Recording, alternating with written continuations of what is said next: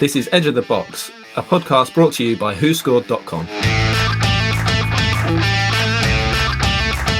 Hello, welcome back to the Edge of the Box podcast, a podcast from WhoScored.com. I'm your host, Dan Bardell, joined by Martin Laurence and Jonathan Wilson. Our Euro shows are obviously over, but we'll be back every week to preview the Premier League fixtures. And this week, we've got our prediction show, one where you can always end up looking either really, really clever or really, really stupid. Martin, I'll come to you first. Cheers. Where's Josh? We liked Josh. What's happened to him? I quite like Josh as well, to be fair. Yeah. I did start to think about it, but yeah, no, sorry, I'm back.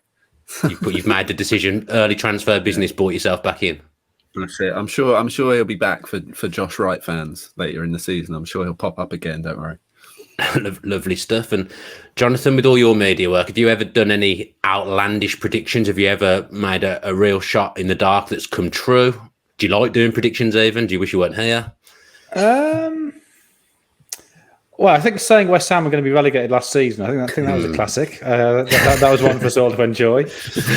You were saying that midway through the season still, I think. Yeah, it could still happen. Anything I've got spectacularly right. Well, my best ever bet, which is a slightly different thing, was when the Open was at Hoylake, Branson Etiquette at 350 to 1. Had a tenner on him for a place. Nice. And I actually know it must have been a fiver each way, and he was leading after the first round, and I laid him off as he hooked his drive off the 12th tee, and made 1,400 quid, which was very nice because I'd seen that he had a very good record on link style courses in the US, but had a very bad Open record. Good bodes well for this podcast then. For football, I'm rubbish. Golf, not so bad. Yeah, we might move on to some golf if we've got time at the end of the podcast. Let's go. Let's just get straight into it then. Let's start. Martin, Premier League winners. I've got to be honest. I did all this last night, going through it. I don't feel like much has changed for many teams. It feels like the transfer window really, really needs to hot up. You think it needs to hot up? God. It's not just there's been a few big deals, but it's not loads happened. The other teams haven't done very much. Yeah, I think that's pretty standard. You usually get sort of 4 or 5 teams who do very, very little, at least until sort of the last few days of the window. So I think, as ever, it will sort of speed up a bit then. But I think it's actually been quite a busy one in terms of the start of a transfer window. It's still a long time to go.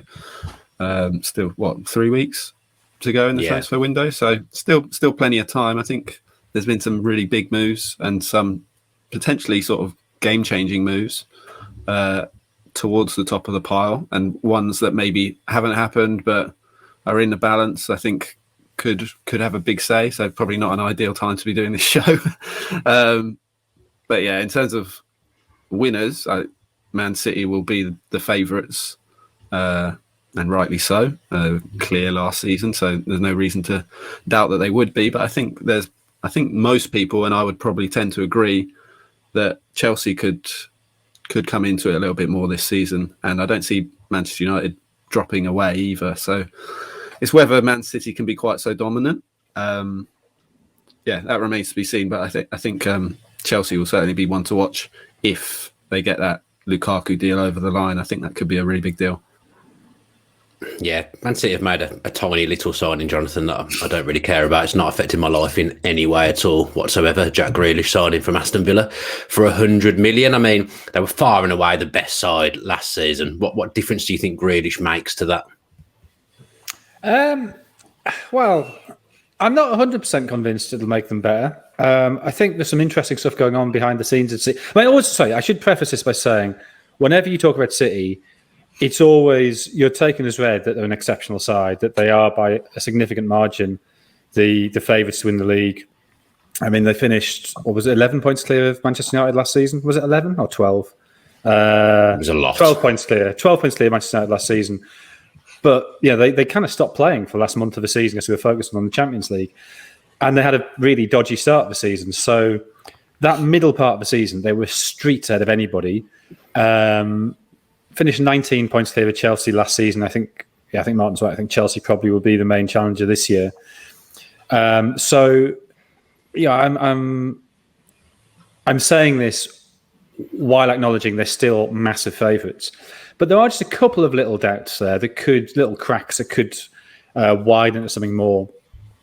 So the first one, and this is related to the Grealish situation, is where is he going to play? And the talk seems to be that they'll play him as an 8, they'll play him as one of those 3 central midfielders, as sort of the equivalent of De Bruyne on the other side, or as backup for De Bruyne, or an alternative maybe rather than a backup is a better way of putting it when you spend £100 million on somebody. And that then obviously creates doubt about what's going on with Bernardo Silva. Why is he suddenly fallen out the reckoning? I say suddenly, over a period of the last year, why has he dipped away? What does that mean for Gundogan? If that is where he's going to play, if he's going to play on the left, which is where he came on in the Community Shield on Saturday, then you sort of think, well, what does that mean for Foden, who was so good there? And what does that mean for Raheem Sterling particularly?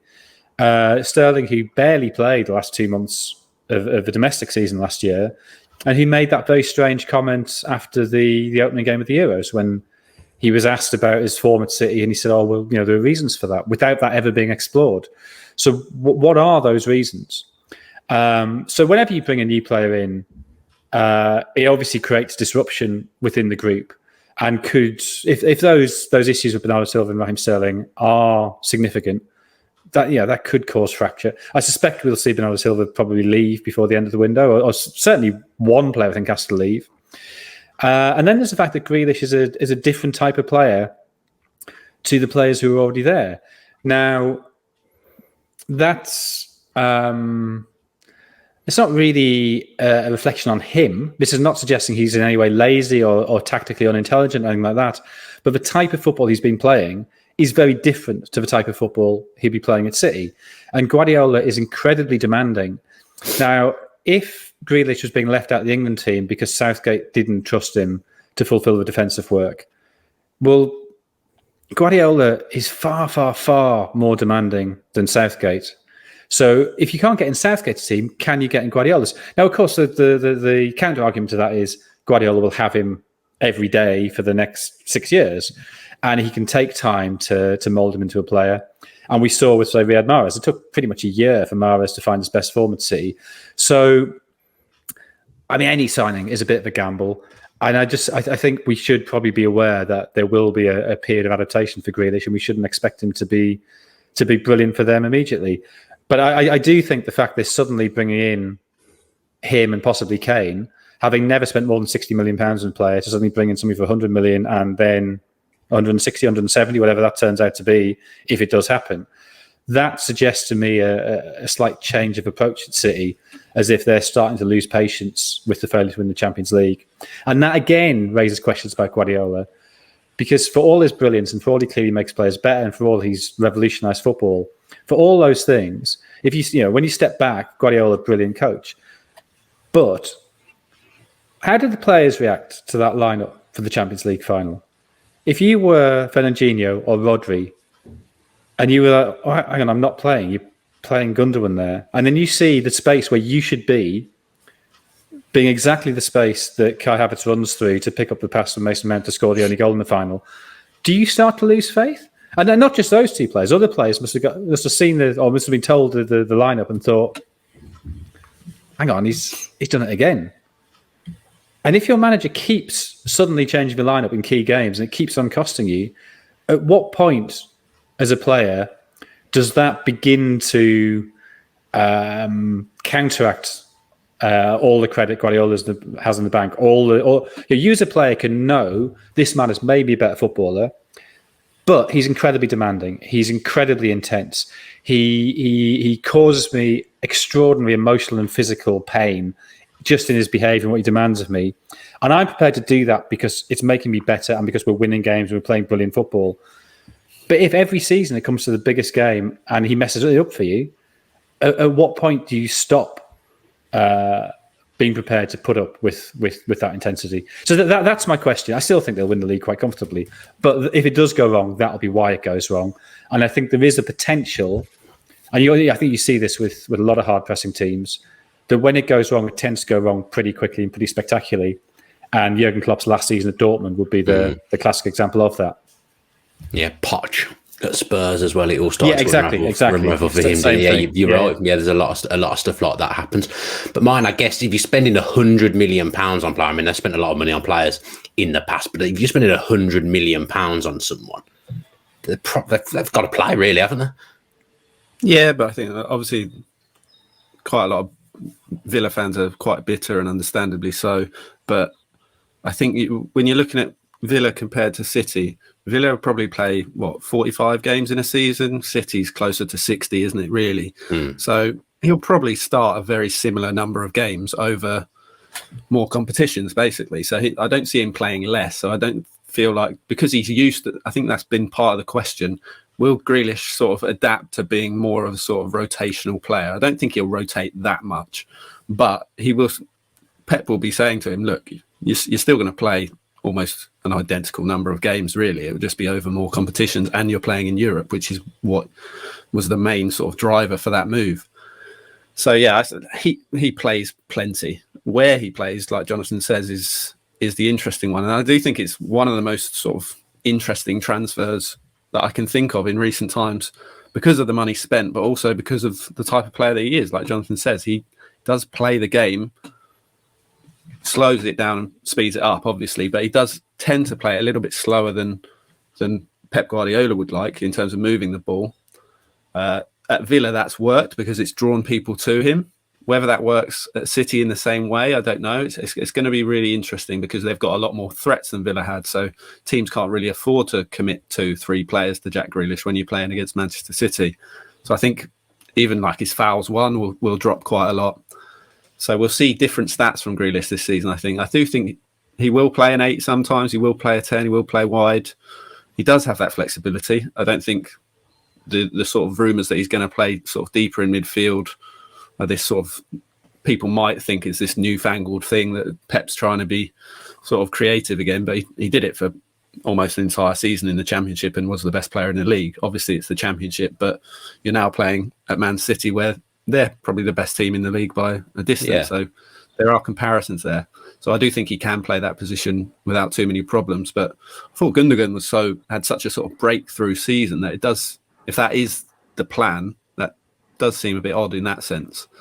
But would he not just play De Bruyne as a false 9, and then you've got Grealish and De Bruyne? I mean, Grealish essentially takes on the David Silva role, doesn't he, from when David Silva was there, essentially? But he's not going to do that if he's spent £170 million on Harry Kane. I mean, he might do it occasionally, but yeah. Do you think that happened, the Kane thing? Yeah, I'd say so. I mean, it's not certain, obviously, but I'd say 70-30 on it happening. Really? Yeah, I think it's more likely than not. And I think it's interesting because bring it back to Bernardo Silva as well. He'd just had like this amazing season where Pep Guardiola basically said he was the best player in the league. And then suddenly, that, like Jonathan said, there's this sort of strange drop-off that no one can quite put their finger on, because Pep Guardiola loved him because of the sort of character that he had. And I thought it was quite interesting that sort of Pep has said he signed Grealish not just because of how good he is technically, but because I think he called him something like a monster in terms of his attitude as well, his mentality. So I didn't know if that was a bit of a pointed message at some of his existing squad, because maybe that's not what people think of Grealish in general. He's got this sort of reputation of obviously being a poster boy, a pretty boy, but over the last 2 or 3 years, he's worked exceptionally hard on his game. So Pep's obviously noticed that, and he's said it over a number of years now, how good Jack Grealish is, and that they just couldn't afford him. So it's strange. It is strange that they can suddenly afford him and Kane in the same window, just when they're sort of essentially coming into a little bit of trouble with FFP. And obviously there's a lot of talk that they're just getting the money in now, getting it spent now, because they probably won't be able to, they might not be able to spend for a year or two soon enough. Who knows? Yeah, I'm not bitter that they've conjured up that cash at all. So are you both saying Man City for the league then? Is that what you're both saying? Yeah. Yeah, but I think it will be tighter, personally. So, I will try and be too clever. It depends what you mean by tighter. I mean, it may be that. I think Chelsea this season will be a better team than Manchester United were last season. Yeah. So it'd be tighter in that sense, but I still can imagine a situation where the points gap is 20 rather than 12. Wow. Yeah, I suppose it all relies on Kane, doesn't it? In that instance. Yeah, well, it doesn't to go all to rely on 20, him. I mean, I just think City are a team who are capable of suddenly going 3 months where they win every game. Yeah, they are. And if they do that, and Chelsea or whoever wobble during that period, and suddenly the gap's 10 points. That's the other thing. You can't judge these things purely by points gaps, because there's also a context. So if you're, for instance, Chelsea, and I don't know, suddenly at the end of February, you're 10 points behind City. Well, you put all your eggs in the Champions League basket, don't you? You kind of you sort of think, well, we'll tick over. We're finished in the top 4 in the league. That's fine. We don't really care about anything else, but we can win the Champions League again. And so you do play weakened teams for the away game at Burnley or whatever. And that means that the points gap might be bigger without the quality gap necessarily being bigger. I've dared to be different. I've said Chelsea will win the league. I think if they get Lukaku, if Tuchel, they're very machine-like under Tuchel, and what you've just said about City, I can see Chelsea going 2-3 months winning every game or not losing a game. I mean, have you both got them down a second? Yeah.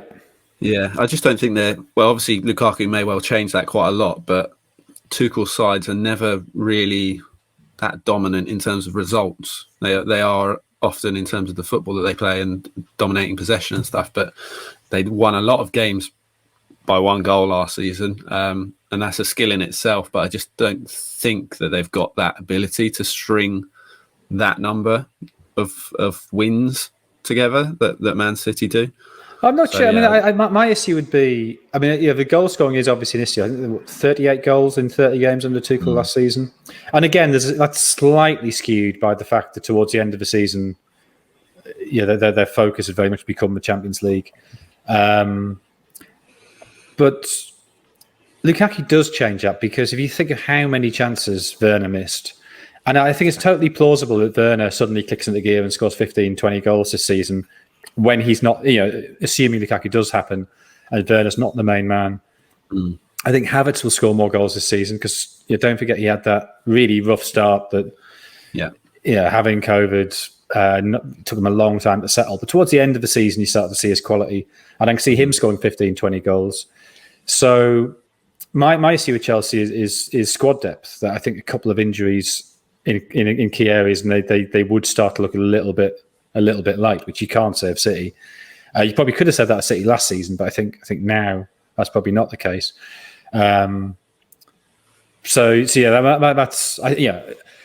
Chelsea played City 3 times under Tuchel last season, and they won all 3. So in a one-off game, clearly they're capable of beating them, and will be more capable with Lukaku. But I just suspect over a season that I think the squad is not quite deep enough to compete with City's. I mean, I'm just thinking when Tuchel came in, what the league table would have looked like, Martin, if it had been when he came in. Would they have been results matched up to City's at that point? It felt like they had a very, very good run when he came in. I completely killed you there, because there's no way you've got that in front of you. No way. In front of me. But like Jonathan said, I think that is probably the case, because obviously Chelsea had a very good run, and City they didn't sort of drop away at the end of the season, but they certainly... but Chelsea did draw a couple of games 0-0. They probably should have won, didn't they? In that first sort of 6 weeks or so under Tuchel. Yeah, they had that long period where they didn't concede. So I think Lukaku changes everything. Personally, I think he brings it much closer. I think there's a stat. Obviously, Jorginho was Chelsea's top scorer in the league last season with 7. I think Romelu Lukaku had that after about 6 weeks in Serie A. He's just a completely different animal to what they've got. And I think he scored as many goals as Chelsea's top 4 or 5 scorers combined last season. So he lifts them perhaps more than any other signing this season, I think, potentially, if it happens. And I assume it will. I just think if Lukaku joins Chelsea, he does more for Chelsea than Kane does for City. Is that makes sense? I feel like that's more of a game change. City are very good anyway, aren't they? City are good anyway, aren't they? Kane coming in. Yeah. But Lukaku, he's just feasts on goals, and he's become a better player since he left the Premier League as well, Jonathan, hasn't he? Yeah, I mean, I saw him in that quarter-final of the Euros in Munich against Italy, and he was... I know he missed a big chance after about an hour, the effort at the back post that hit Spinazzola. But he was one of those players who you see far more what he does when you're watching him in a stadium when you see him on telly, because he's absolutely relentless. And I think what's fascinating about him is the way Belgium played in the Euros was totally different how Belgium played in the World Cup. So at the World Cup, they were looking to dominate possession. They were getting players up close to Lukaku constantly. The game against Brazil, when he played wide right and De Bruyne played through the middle, and they still do that a bit. That switch over keeps on happening. But at the Euros, they were using him, almost like Venezuela used Salomon Rondon. He was playing miles away from anybody else, 40, 50 yards away at times, constantly making runs, constantly aggravating defenders, constantly winning the ball, winning throw-ins, winning free kicks, holding it up for others to join him. If you think of the goal he scored against Portugal, which it ended up being sort of slightly scrappy before Torgan Hazard lashes it in. But that whole situation comes about from Lukaku just blasting a hole in them. So he can do both. He can be that sort of the centre forward who is part of a combination, whose movement is very good, who's quick, who's good with his feet. He can play very well on the break, which you saw in the game against Denmark in the group stage of the Euros. But he can also do that lone front man, battering around target man role. So I think as a complete centre forward, I don't think there's anybody close to him in the league. And the thing is, you saw with Chelsea last season, the big criticism of under Tuchel would be a lot of possession, not many chances, or not many goals for the possession. But the thing with Lukaku, even if you're not able to break down the opponent, just knock it in the box and he will win headers because he's so big and so good in the air. So you can do both. And I think there's very, very few people, maybe Cavani at a slightly less physical level can do something similar. But I think as a sort of classical, traditional centre forward plus, he's streets ahead of anybody else at the moment. Yeah, he's also my main betting man. He's the only person I ever seem to be able to win a bet on. Is Lukaku to score 2 or more, Lukaku to do something. Everything else is just money given to the bookmakers. Just to clarify, I've got City in second, so Chelsea first, City second. I've gone for Liverpool third. What about you two? I've got United third. Have you? Liverpool not gonna pick up then. They're not gonna, with Van Dijk being back doesn't help them. I think Varane and Sancho are both massive signings for United. I think they just plug holes that have been there for a long time. Varane, I've sort of not criticised him in the past, but not been singing his praises in the past. But he is still a big upgrade on Victor Lindelof, which is a big problem if you're a team that want to win the league or challenge for titles. Lindelof is just not of that level. I think he did improve over his time, and he has improved over his time at United, but he's just not a top level centre back in my opinion. And then obviously Sancho on the right just fills a hole that's been there for seems like years and years. So yeah, I think those are two really smart signings. I think it changes the way that United can play. I think Solskjaer has sort of not admitted it by his actions that he hasn't really trusted that back four by constantly playing Fred and McTominay or Matic and Fred or whatever. He's felt like he has to play two in there, and just the fact that you've got Varane and Maguire now as a partnership, that possibly, like, I'm not saying he won't do it, I feel like he will against the sort of biggest teams, but against maybe the mid-level teams where he might still do that in the past, I think he now can be a bit more sort of offer the team a little bit more freedom. Potentially opens up the opportunity for Pogba and Fernandes to play together. Whether Pogba stays or not, personally, I think he probably will stay now. Now that sort of Messi looks like he's off to PSG, I think they PSG can't pick up any more players, surely. Yeah, I don't think they could sign Pogba and Messi in the same window. I might be wrong, but yeah. So I think that maybe opens it up, that opportunity, and that's exciting. Whether it works, I don't know, but they've just got that. They've got more flexibility now, and Cavani, if he can sort of maintain his levels, certainly towards the end of last season, he will gobble up chances from Jadon Sancho, that's for sure. Yeah, because I guess on the face of it, Jonathan, you would say, well, defence wasn't really Manchester United's problem, but what Martin says is true. Having Varane there will allow them to play a bit more of an expansive game and perhaps negate the need for McTominay and Fred. Because, for a team of Manchester United quality and class, those two are overused, especially Fred, I would say, completely overused. Yes. My concern is that whether Solskjaer's capable of constructing an attack to play in a coordinated way you have to in the modern game. that clearly Varane and Sancho make them a better squad. It clearly gives them more options. Clearly, it gives them greater security at the back. One slight issue with Varane is thinking back to that Champions League game against City when he didn't look comfortable being pressed at all. That might be the players around him, it might be the system rather than him, but that would be my one tiny caveat about him in the Premier League. But yeah, clearly a supremely good defender, and the partnership of him and Maguire, it seems to make sense. So I've got Liverpool third, United fourth, just because I'm not absolutely convinced by Solskjaer's capacity to get the best out of the resources he has. I mean, there basically is no excuses for him now. He's got maybe the squad's not as deep as it could be, but that first sort of 11 to 15 is really, really good. Liverpool, I think with Van Dijk back, with Henderson back, I guess there's starting to be questions about our front three, but I think they'll be a lot better than they were last season. And they did sort of improve towards the end of the season. They seemed to settle down a bit. So I would expect them to be much improved this year.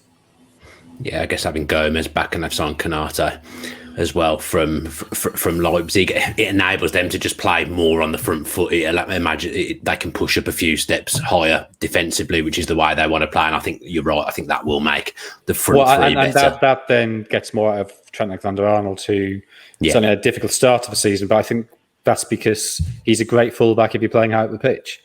That if you think of a game against Madrid, and they were able to target that space behind him because they weren't being pressed hard enough, that if you give Toni Kroos, but also a lot lesser players, 5-6 seconds to measure a pass, well, they can do it. But if they've got players in their face immediately, Alexander can leave whatever space you want, and timing that pass, playing it with precision, is incredibly difficult. So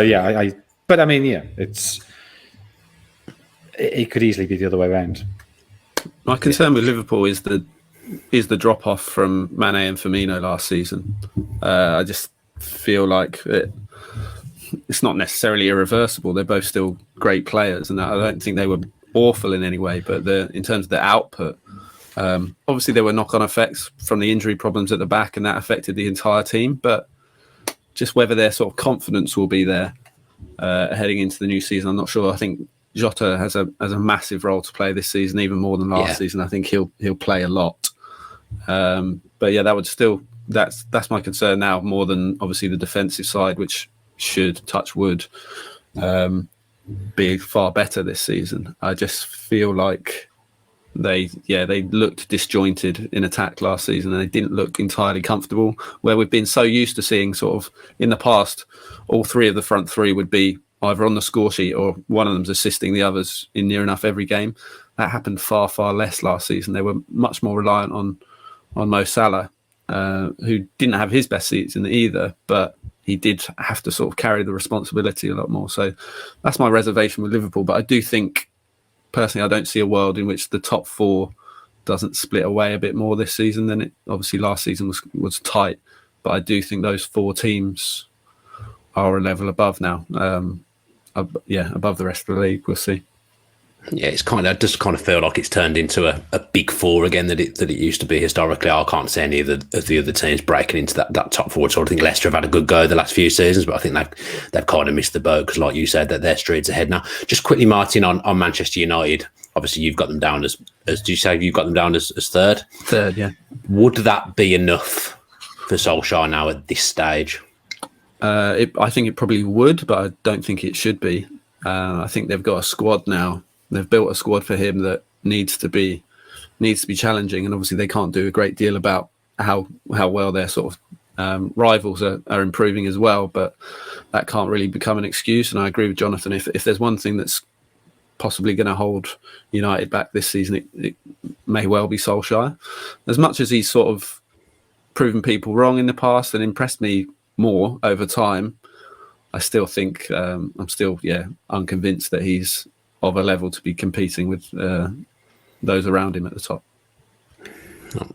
Yeah, I mean, I'm slightly reluctant to sort of give targets like would third be enough.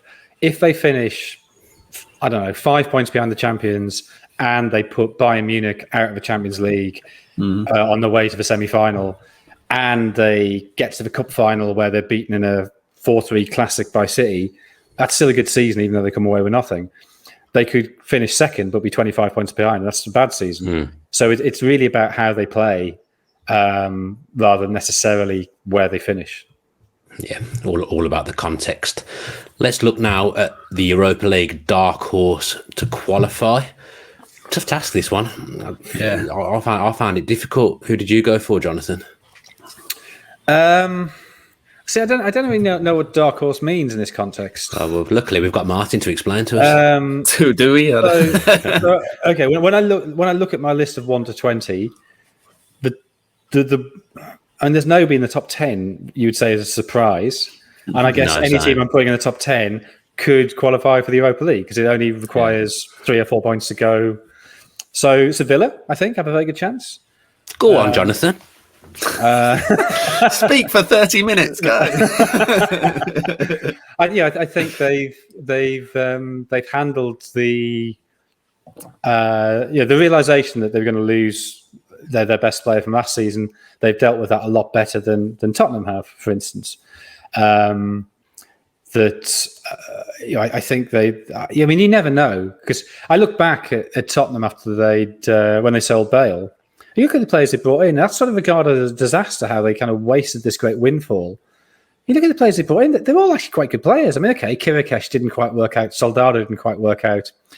But Eriksen turned out to be a really good player, but we sort of forget that. So you never quite know. But I think Buendia and Bailey and Ings, that makes the squad look deeper to me. It makes it look better balanced. And it means you're not spending half the season praying that your best player doesn't get injured. And it means that the physical demands on those players will be less because they can be rested more. So I think Villa have handled that.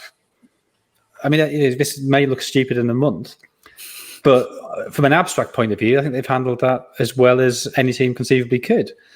And the fact that Villa's signings have been pretty good generally over the last couple of years, the fact that there hasn't been any brinksmanship there. They haven't done what Tottenham have done of trying to spin this out the end of the window to get the biggest possible price. So they end up having to go and spend in a rush. I think all that's incredibly encouraging for them. So I've got them finishing 10th, but they could easily finish 7th. I look forward to Jonathan. I was about to say I'm looking forward to Jonathan with his Buendia shirt up in the background of his house next week. Then he's in 10th. You know my views on the 1913 FA Cup final. And Villa will have to do a lot more to get back in my good books after that. I don't want to be that high, but I've picked Villa as well because, like Jonathan says, just think they've done the best the transfer business in terms of incomings. Martin, I didn't see anyone else there that I could really pick as being a dark horse. And like Jonathan says, Villa over the last few years have spent money very well, and they've got money which sometimes around them don't really have. Well, I have got another answer. If you want a much darker, no, I liked your first one. Much darker. If you want a much darker, I mean, presumably the darkness of the horse is what, I don't know. How does this work? Like Desert Orchid is nailed on, Black Beauty is kind of a real outsider. Is that how it works? Yeah, I think so. So give us your Black Beauty. Brighton.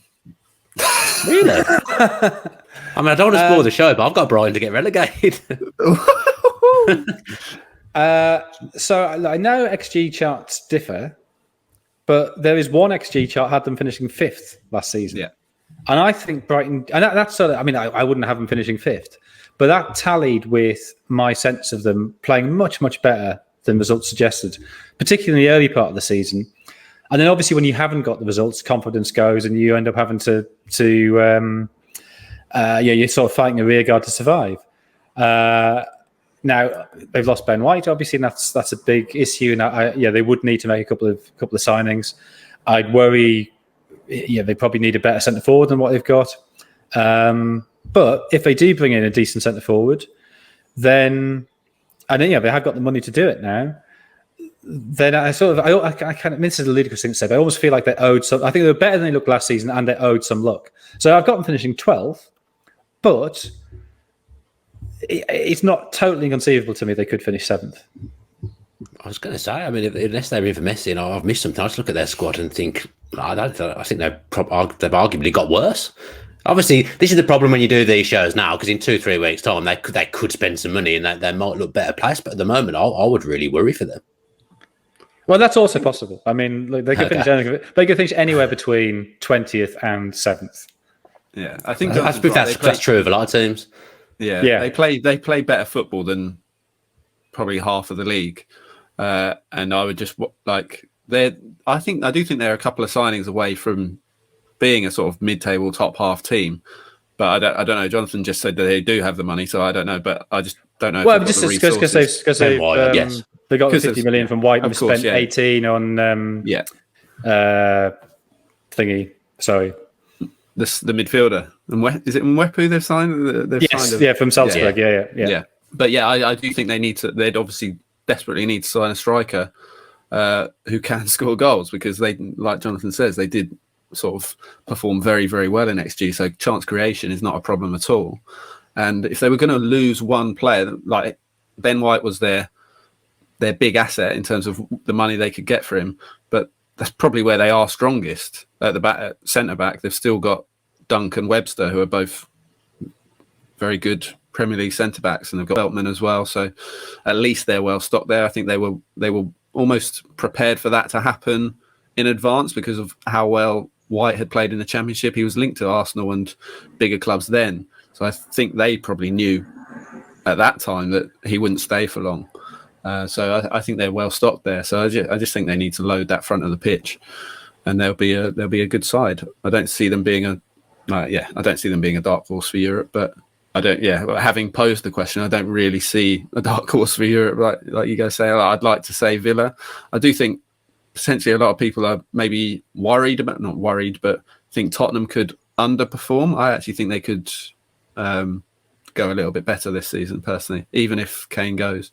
I think if they can recruit a good striker, and obviously they're linked heavily to Lautaro Martinez. I don't know if that happens or not, but Son signed a new deal. I think Bryan Gill is a very good signing, and I think Christian Romero is an excellent signing. I think there's been question marks over that defence for a little while now, in terms of the age and in terms of Davinson Sanchez never really sort of developing as they would have hoped. He's always had an error in him.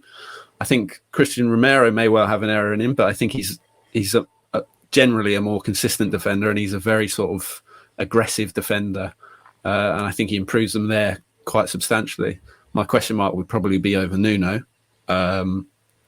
He obviously did a very good job when he went in at Wolves, so Tottenham will be hoping for that, but tailed away badly last season, Wolves, and I know there were reasons for that, but at the same time, you can't really sort of excuse the sort of turgid football that they played for much of the season. So it'll be interesting to see how he does. But I do think even if Kane goes, that Tottenham can still have a good season and still sort of qualify for Europe and not just the Conference League. So I've got Tottenham in 6th, for what it's worth. Yeah, I have as well. Could you say Arsenal qualifying for the Europa League would be a dark horse to qualify for Europe? Would that class as that now? Because they're a bit of a kind of a mid-table side now. Yeah, I don't think so, personally. I don't know, maybe it's just my head, but I think the perception of Arsenal is maybe that they're about to go back ahead of Tottenham, especially if Kane leaves. I think people fancy Arsenal a little bit more than Tottenham under Nuno, maybe. And Smith Rowe signed a new deal. They've got Saka there, so their sort of transfer policy has changed, and I'm surprised they didn't re-sign Olivier Giroud from Chelsea and just get their staple old Chelsea player who's not going to help the team. But they've certainly looked towards youth. I think Ben White's actually a really, really good signing. Obviously, a lot of money, so he's got a lot to live up to. But I think he's a really, really confident centre back and will improve them there quite substantially. Signed Lekanga in midfield as well. So yeah, they've looked to youth more, and they've got quite an exciting team. Whether they kick into gear this season, I don't see it personally. I don't see them sort of really clicking straight away, but they're certainly looking to build to the future, aren't they? And I think they'll, in the words of Steve Bruce, they'll be there or thereabouts. Yeah, I think Ben will make a difference. The cowardice. There's me saying Brighton to qualify for Europe. Arsenal. No. I've said I've had Villa. I'd say that's. Not as dark as Brighton, as we've discussed, but Villa in my mind hasn't even picked one. He set the task and he hasn't even picked anything. Yeah, I went for Tottenham. That's cowardice, I would say. I have a dark horse in line with Brighton. It's not Brighton. Shall I do it now? Yeah. It's Palace. I think they've progressed well over this summer. I think their plan. Jonathan doesn't like that. He's putting the face forward when Jonathan pulled out Brighton. It seems very clear, and they're basically recruiting players from the local area, basically, but recruiting young players who've performed very well in the Championship more often than not. But I think the signings of Gerhi and Anderson, that makes for a really solid centre-back partnership, I think. And they've had, Dan, Cahill, Tompkins, Sacco. They desperately needed to move on. And I think that's got the makings for an excellent partnership. I think I would compare Gerhi to sort of Ben White in that he sort of came out of that Championship season. A lot of people basically saying he was the best centre-back in the league last year at the age of 21. I'm surprised Chelsea agreed to sell him rather than loan him. Well, shouldn't say I'm surprised because they rarely keep hold of their sort of young talent. Obviously let Tomori go as well, but he's only 21. A lot of money, I think it was 21 million. But I think he's a real talent. I think that's a really, really good signing. And Anderson as well. I thought he was actually very good for Fulham, who were better defensively than obviously maybe they appeared on paper. And then they've signed Elise as well from Reading, who got a lot of assists last season. He was sort of on the radar of a lot of clubs. Eze's obviously injured, but when he comes back, Eze, Elise, Zaha, and a key one, I actually think is Christian Benteke, who had a much, much improved season last season. I think he'd start. I don't think he ever gets back to the heights that he was at, but he started to look a real handful again, and he was finding the net finally, and that's what they've lacked. So if he sort of has a similar season to last season, what they've built around him, I think Palace look pretty good. I don't see them as a dark horse for Europe, but I think they'll be much closer sort of to the middle of the table than sort of the middle of the bottom half, so to speak. And there's obviously a lot of pressure on Vieira in that situation, but even him, I think could be a shrewd signing. At Nice, he played relatively defensive football, and then on the counter attack through St Maximin and Giuri, and obviously Palace are well geared up to do that. So I thought that was quite a smart appointment as well. So yeah, if you look at their back four, they look really short at right back with Joel Ward.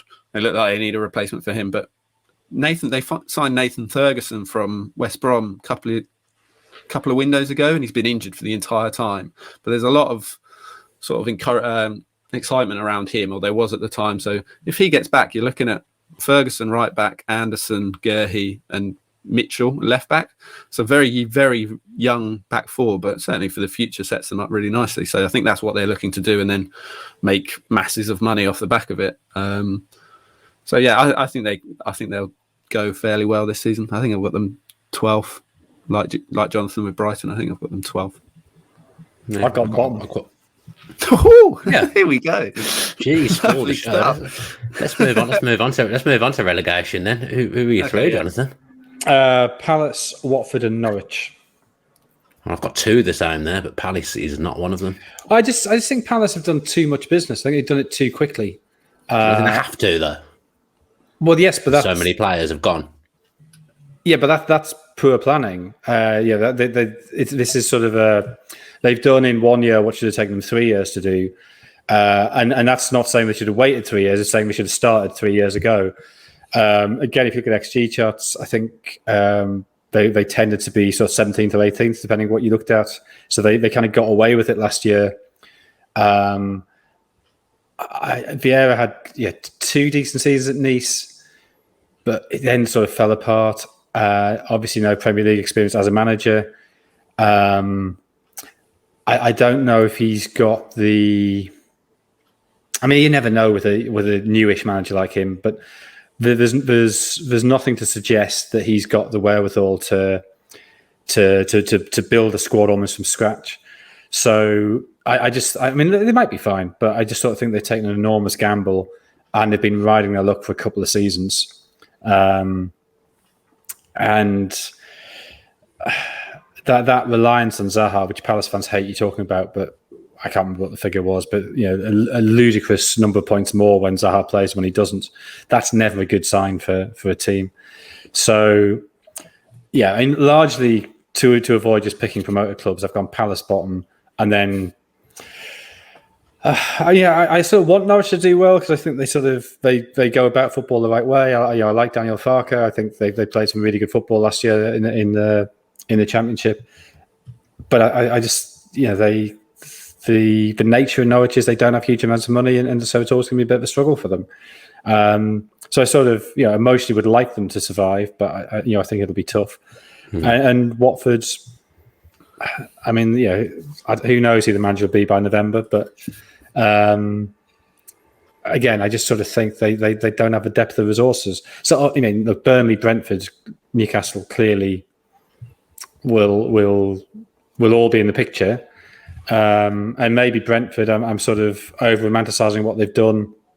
The fact that I live quite near their ground, the fact that I spent a lot of the summer before last doing physio with their players, their injured players, and they seemed like a nice bunch. Eat a lot of Nando's, I can confirm that. Can I ask how on earth that happened, please, Jonathan? What were you doing your physio with the Brentford players? I got sent to a posh physio after my shoulder surgery, and they were nice. A lot of them were there. Nice. Yeah, I thought I had visions of you being down the training ground. Jonathan coming in today. No, I got very lucky with my referral. Okay. And 13 wickets at 18.5 this season, so you can't say it hasn't worked. And if they have the same level of return, then they're gonna be mid-table. They're a dark horse for Europe on that logic. I have noted your cricket success over the summer. Who have you got as your bottom three, Martin? I've got Watford bottom. I just think same. It's just same story with Watford every single time. They just seem to try and sign as many nationalities as they can. They've got Kuchka now, I think, this season has joined, so that adds Slovakia to the list. I don't know.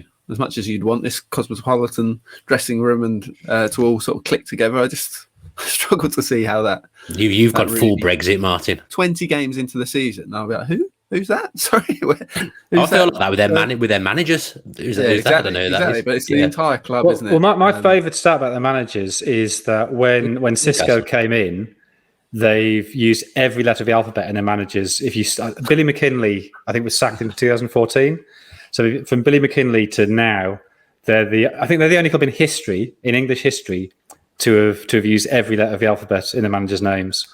But they've done it in 6 years, I guess, when Xisco came in. I don't think I'd even be able to name their last 5 managers, probably. I'd definitely end up missing someone else. I've got Watford bottom as well, although they are playing Villa on day one, so it concerns me that I'm going around making predictions like that. It feels like bad karma. Who else have you got? Brexit, Martin? Well, I'm sort of flipping that a little bit. I've got Burnley second bottom. Okay. They're almost entirely British squad. I say 80% of all British serial killers were born within 35 miles of Burnley. It's a bad stat. Not the kind of statistics we're looking for on this show normally. Incredibly niche stats. Yeah, Burnley second bottom. I've got. I just think a lot of people say this every year, but I think it might be time up for them.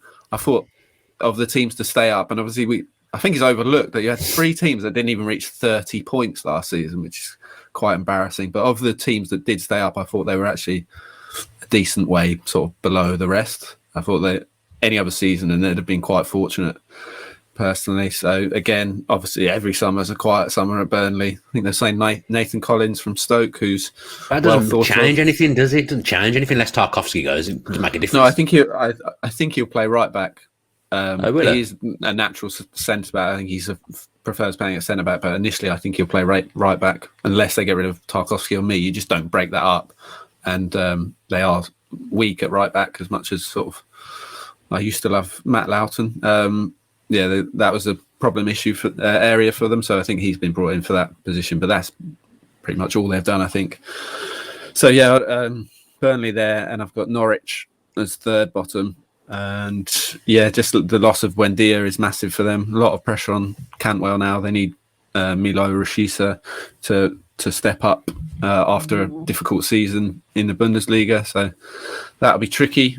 Still got Pukki, but he's, I don't know how old he is now, 31, 32. 30, so whether he can be quite as... well, I think we even saw in that season that he started really well and then tailed off quite badly, didn't he? So whether he's actually of a level that's good enough to keep them up, I don't know.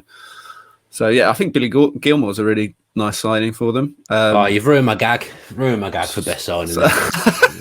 You can cut it out if you've got a gold gag. Carry on.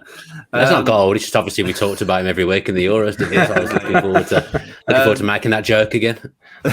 Yeah, I think he's a good signing. It basically replaces Ollie Skip, who was really good there last season for Tottenham, from Tottenham on loan, and he's played quite prominently for Tottenham in pre-season. So we could see a bit of Skip this season. But yeah, I've gone for Norwich. It is interesting though that people, even the bookies, have Brentford. Everyone's got Brentford as the one that's sort of most likely to stay up, and they are the team that came up through the playoffs. And you find that quite often, I suppose. But there's this sort of they've got a lot of love, haven't they, Brentford? I guess for the way they play and the way they do their business. They've got a lot in the bank with neutrals, so I'm one of them, it seems. I think Tony's good enough to keep them up, but his goal-scoring prowess is good enough. So, yeah, that's why I've gone for them.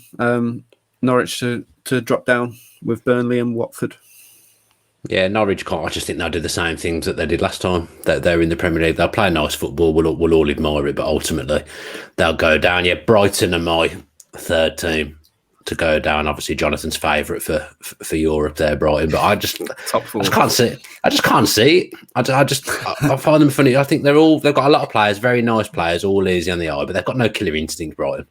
I thought it all last season, and the XG stats marry up with that, and I think their team's now worse without Ben White. So unless they do some serious business, we can say they need a striker, and that's on a striker, but it's not easy to just go and buy a striker that's guarantees you 10 to 15 goals. I can just see them struggling, Brighton. I really think they're in for a dangerous season. Who have we got then as the best signing overall so far? And we should say currently it's the 9th of August at the time of recording, so there's going to be plenty more business to be done by Premier League teams. Jonathan, who have you picked as the best signing so far? So I find this really difficult because, I mean, in a sense, the best player is probably Grealish, but if you spend £100 million on him, is that a best signing, or is that just sort of like being really rich and going out and getting what you want? And he might not fit you, which we've said. Romero at Spurs, I think, is makes sense. And if they do get Lautaro Martinez, I think that'd be a really good signing, because I can see Martinez working well with Kane, or also working well with Son. So it does take some of the pressure off that partnership. So of a signing that 6 months ago I didn't really think was ever on the cards, would ever be possible, which hasn't happened yet, which may happen, I'll say Lautaro Martinez, because I think he was, obviously Lukaku was the main danger man at Inter, but his partnership with Martinez was crucial, and I think for Spurs that'd be a kind of quite a sensible buy, but that feels like a cop out because he's just a famous bloke who hasn't signed. Yeah. Who have you picked, Martin? I've gone for Jadon Sancho, just because, like Jonathan says, you could go for Grealish, but I think Jadon Sancho solves more of a problem than Grealish does at City for sure. I think there's a lot of sort of lower sort of ranking signings that you could put in that bracket in terms of actually plugging gaps and improving the team, but I think Sancho's probably at the top of that list for me. I just think if you look at it look at his whole season on paper last season, it looks like he maybe had a little drop off, but that was all down to the start of the season and the sort of uncertainty around his future then, and issues off the field really in terms of impacting his form a bit, and even his playing time. He wasn't guaranteed starter at the start of the season, but in 2021, since the turn of the year, he was outstanding, and I just think I think he'll light it up this season. I think he'll be really, really good. So he's a double figures for goals and assists player, and you can almost guarantee it. And there aren't many players like that. So, yeah, for me, Jadon Sancho, and yeah, like I said, at the price as well. I think it sounds mental to say it, but 72 million in this market for a player of his age and potential, seems like a good bit of business to me. So yeah, Jadon. No money at all. 72 million is absolute money. Pocket change. I went a bit more niche. I went for Joachim Andersen, just in terms of value for money. And basically, if you want to know why, go back to what Martin said earlier on in the show. I just think I know Fulham went down, but he improved their defence measurably. They looked a lot better when he arrived, and they're going to need a leader like him. I just think to sign someone like that with Premier League experience for cheap money, I think that's a good sign, and I think he'll be a really important player for Palace if they're not to finish bottom, like Jonathan has predicted. Yeah, I think to come in at the age that he about 23 into a new league and to take the captain's armband quite early on speaks volumes of the player as well. Obviously, I concede there wasn't a huge amount of competition for that role maybe at Fulham last season, but obviously does have leadership qualities. So yeah, I agree. I think he's a great signing as well. Yeah, good footballer as well. No, he's quite good on the ball as well as being a dominant centre half. Jonathan, best overall business by a club thus far? I think probably Villa.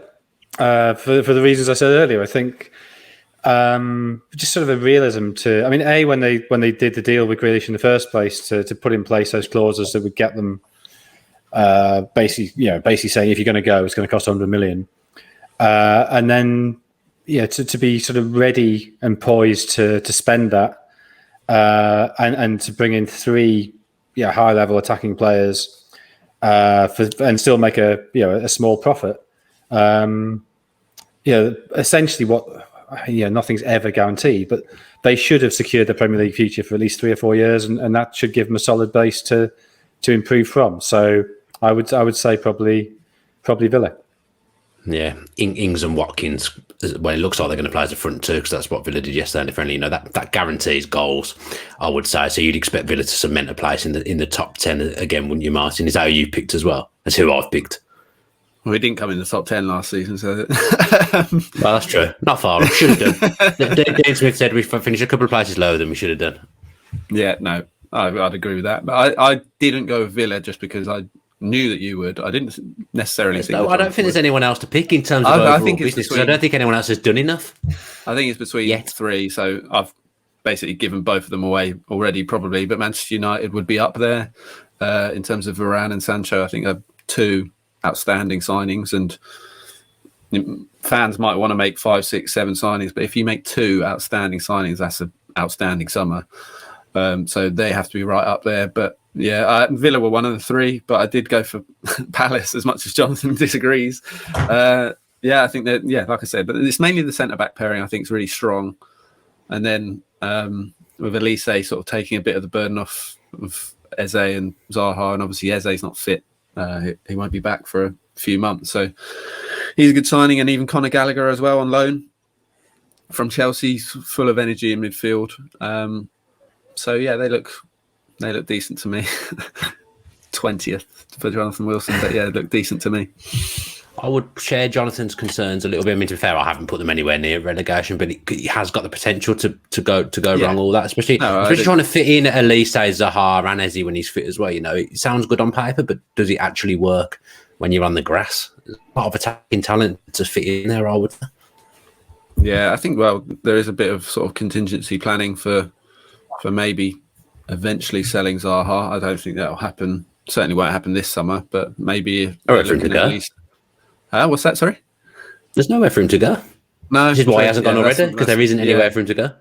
Yeah, but I think there is that sort of succession planning in place naturally. So, yeah, it could go wrong. I think you're completely right. They've signed very young players. They've hired a young manager who's never managed in the Premier League. But I see what they're doing as smart. Personally, it could backfire, but if it doesn't, and they do secure sort of a comfortable position this season, then I think they've got a really good foundation moving forward, like Jonathan says about Villa, which I also agree with. Let's look then at potential underperformers, and I've got this as an underperformance. It probably wouldn't be an underperformance by much, but I've picked Everton. Their business is a bit strange. Yeah. Over the summer, just basically bringing in free transfers and cheap players. They've brought 3 players in so far, Everton, and I just think they've got so many players from so many different managers now. as well. I just think that's a recipe for disaster. I've got them down as 11th, but I just think I don't really get now, Jonathan, what Everton are. Yeah, I've got them 9th. But I think Benitez is a good manager. But I also think his football is the football of sort of 10 to 15 years ago, which is fine. I can still work for what's essentially a mid-table club. But it's not going to win many friends among their fan base, and their fan base is already suspicious of him. So I think there is the potential for that to turn pretty unpleasant pretty quickly. And Everton, I think Everton fans have an issue that they don't quite, nobody quite understands what the club is anymore. And so they not unreasonably have expectations, and then they see a manager like Allardyce, and they're sort of, well, we're better than that. And so you spend 6 months getting rid of Allardyce. Or Koeman comes in and is a bit sort of prickly, and that rubs people up the wrong way. So they have sort of a wasted season getting rid of Koeman. And you could see something similar happening with Benitez, because he's not somebody who, he obviously did inspire Liverpool, and he did inspire Newcastle, but he can be quite cold, he can be quite unlovable, and his football is not going to be particularly lovable. And that's an odd squad, and I don't really see how Hammers fits in a Benitez squad. And Hammers, inconsistent as he was last season, he's the player who can excite people, but I don't see how he excites somebody in a Benitez team. So I think they're good enough to be mid-table, but they probably want slightly more than that. So I've got them, as I said, I've got them 9th, which probably for the status they think they should have would be slightly low. The other team I worry about, and maybe I should have put them near the bottom, I think I've got them 13th, is Southampton, just because they fell away so badly the second half of last season. And I know that's happened before under Hasenhüttl, that they've had good spells and bad spells, but momentum can be hard to shift. I think if they don't get off to a good start, they could struggle. Yeah, I would agree with that. I've got them at quite low in the table, and they've lost their talisman as well. Their main goal scorer, so I can envisage a season of struggle for Southampton. I think it's gone. Them being the well-run club that they were under Poch and Combe, I think they're in a little bit of trouble. Who have you got as your underperformer, Martin? Well, I might change it, to be honest, to Everton, because I don't know why I overlooked them. I think that's a really good shout, because I do actually have them in 11th. Which would be an underperformance. I think if you were looking at much of last season, they were looking to try and break Europe, weren't they? Obviously, fell away, didn't make it. So 11th would be a big underperformance. So I don't know why I haven't said them. And I agree with everything that's been said. I went for Wolves just because I know there's not really a lot there's not a lot expected of Wolves this season, I don't think. So maybe it's not a great shout, but I do have them to finish 15th, I think. That's what I've got, 15th. Yeah, a lot of pressure on Jimenez's return, which will be difficult to manage. Obviously, we don't know what Bruno Lage will be like really in the Premier League, how he'll sort of manage that squad. I do think Trincão's a really exciting signing. Obviously, a bit of a wild card. Hasn't broken in at Barcelona, but certainly from his time at Braga, he was basically the best youngster in Portugal that season. So he's an exciting one to watch. But how that fits with Pedro Neto and Adama and Podence, they've got these really talented players. So there is the potential that they actually kick on and do a lot better, and they just stagnated under Nuno, because the players are there in terms of exciting players, but they just don't play exciting football at all. I think another issue is obviously sold Patricio this summer as well. So is it Jose Sarr that they've signed in goal? He's got sort of big gloves to fill, so to speak. So, yeah, it could go either way, but I just think if they don't sort of change quite dramatically, then they're certainly a team that's heading in the wrong direction. Yeah, I'm glad to see Patricio go, because I'm fed up of seeing a goalkeeper wearing the number 11 shirt in goal. That needed ending, and that's put paid to that now, so I'm glad that's happened. Jonathan, let's have your final 1 to 20 predictions then. Okay. So City to win the league, Chelsea second, Liverpool third, United fourth, Leicester, Tottenham, Arsenal, Leeds, Everton, Villa, West Ham, Brighton, Southampton, Newcastle, Wolves, that's 15th, if anybody's still following it. Brentford, Burnley, Norwich, Watford, Palace. So Norwich, Watford, Palace to go down. So same as Jonathan in terms of City top, Chelsea second. I've got United third, Liverpool fourth, Leicester fifth, Tottenham sixth, Arsenal coveted Conference League spot in seventh, Villa just missing out in eighth, West Ham ninth, Leeds 10th, Everton dropping into the bottom half in 11th, Palace 12th, dark horse, could be 6th, Brighton 13th, then Saints, Wolves, Brentford, Newcastle scraping survival in 17th, and then Norwich, Burnley and Watford. Excellent. So, yeah, I've got Chelsea to win the league, Man City second, Liverpool third, Manchester United fourth, as we've already gone through.